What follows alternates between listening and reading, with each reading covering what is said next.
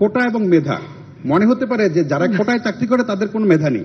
এখন আমার সামনে যদি দুইটা অপশন থাকে যে দুইজনই সমান মেধাবী, একজন মুক্তিযুদ্ধের সন্তান, একজন রাজাকারের সন্তান, আমি অবশ্যই মুক্তিযুদ্ধের সন্তানকে চাকরি দিতে চাই। অবশ্যই জি, সেটা একটা।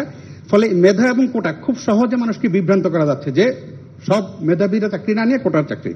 তার মানে কি মুক্তিযোদ্ধার সন্তান নাতিপুতিরা কেউ মেধাবী না, যত রাজাকারের বাচ্চারা নাতিপুতি হলো মেধাবী, তাই না? কিন্তু এটা ভুলে গেলে চলবে না যে যাদেরকে মেধাবী না বলছে তাদের হাতে কিন্তু ওরা পরাজিত। যুদ্ধে কিন্তু মুক্তিযোদ্ধারাই জয়ী হয়েছিল, রাজাকাররা জয়ী হয় নাই। যারা কোটা বিরোধী আন্দোলন করছেন তারা সব সমাধান আপনার কাছে চান, তারা আদালতের পথে যেতে চান না, এবং সমাধান নির্বাহী বিভাগের প্রধান হিসেবে প্রধানমন্ত্রী শেখ হাসিনা কোটা রাখবেন না কোটা রাখবেন না।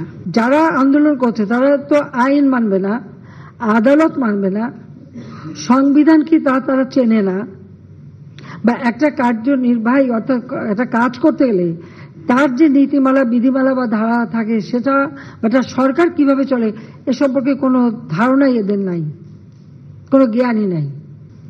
মুক্তিযোদ্ধাদের নাতিপুতিরাও পাবে না, তাহলে কি রাজাকারের নাতিপুতিরা পাবে? সেটা আমার প্রশ্ন, দেশবাসীর কাছে প্রশ্ন, যে রাজাকারের নাতিপুতিরা সবকিছু পাবে, মুক্তিযোদ্ধারা পাবে না।